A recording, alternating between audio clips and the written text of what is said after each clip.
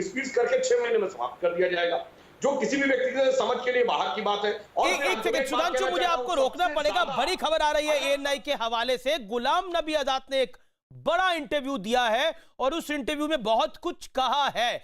इस समय एएनआई को उन्होंने इंटरव्यू दिया है। कांग्रेस पर इस वक्त की ये बहुत बड़ी खबर है। पहली बार गुलाम नबी आजाद ने डायरेक्ट अटैक किया है सोनिया गांधी पर, राहुल गांधी पर। सोनिया तब रहेंगी जब पार्टी रहेगी, राहुल गांधी तब प्रधानमंत्री बनेंगे जब पार्टी रहेगी। एग्जैक्टली गुलाम नबी आजाद ने क्या बोला है ये आपको सुनाते हैं। इस समय की ये बड़ी ब्रेकिंग स्टोरी है। पहली बाइट आपको सुनाते हैं। छुट भइयों की बात को नहीं सुनना चाहिए, यह तक कहा है। गुलाम नबी आजाद ने पूरे विवाद पर अपनी चुप्पी तोड़ी है।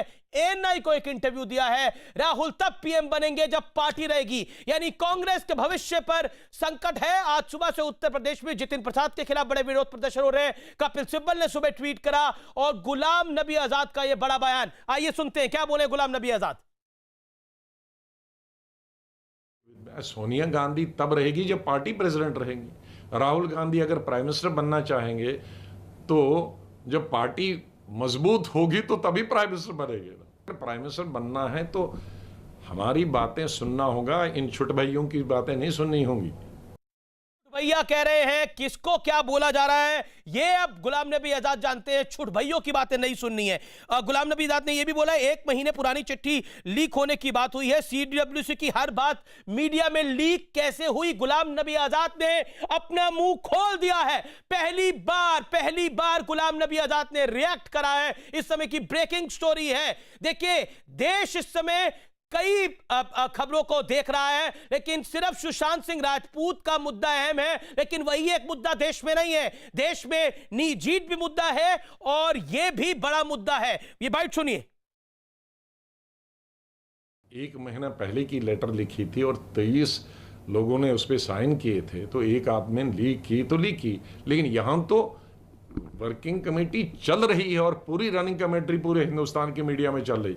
तो उस लीक का क्या हुआ?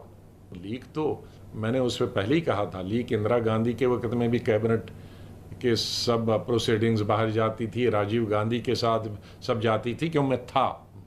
इंदिरा गांधी को भी यही कंप्लेंट थी। गुलाम नबी आजाद ने बहुत कुछ कहा है। मैं आपको वो बाइट नहीं एक सुना रहा जिसमें उन्होंने बोला है कांग्रेस अध्यक्ष का चुनाव जरूरी है, नहीं तो हम 50 साल और विपक्ष में रहेंगे। ये कहा है विपक्ष में बैठना है तो चुनाव जरूरी नहीं है। ये भी कहा गया है गुलाम नबी आजाद द्वारा। मैं सीधा रिएक्शन लेता हूं रागिनी नायक का, मेरे साथ है, मैं जानता हूं कांग्रेस की प्रवक्ता है और ये बाइट वो पहली बार सुन रही है। Ragini, what is your take on this? हालांकि ये इंटरनल पॉलिटिक्स है कांग्रेस की, लेकिन गुलाम नबी आजाद ने इसको सार्वजनिक कर दिया।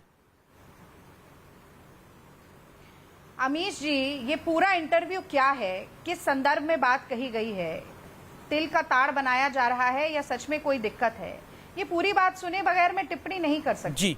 इस पर आप पूरी एक बहस कीजिएगा, मैं जरूर उस पर आऊंगी। मैं आपकी बात मैं उस बहस में देखिए तिल का ताड़ हमने तो नहीं बनाया है, लेकिन नहीं तो हम 50 साल विपक्ष में रहेंगे।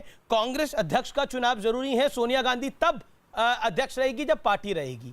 राहुल गांधी तब प्रधानमंत्री बनेंगे जब पार्टी रहेगी। ये सब बातें कही गई हैं। Sudhanshu Trivedi wants to make a point.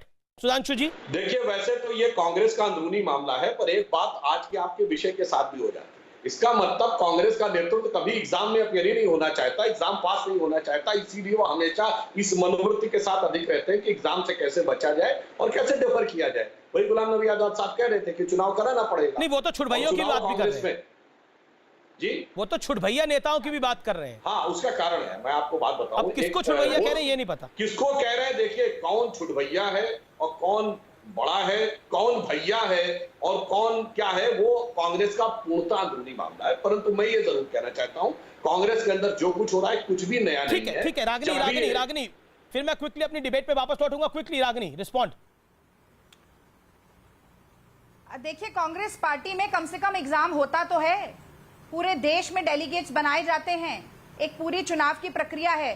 Sonia Gandhi ji और जितेंद्र प्रसाद जी के बीच में चुनाव हुआ तो आपके किस अध्यक्ष ने चुनाव लड़ा और उसके बाद पार्टी की सत्ता की सीट पर काबिज हुआ? रागिनी जी, आप कह रही है कि ये पार्टी का लोकतंत्र है। अब रागिनी जी, मैं इस विषय पर बहस आज नहीं करना चाहती। आपने जो विषय चुना है उस पर मुझे बिल्कुल, मैं तो उसी विषय पर बहस कर रहा हूँ।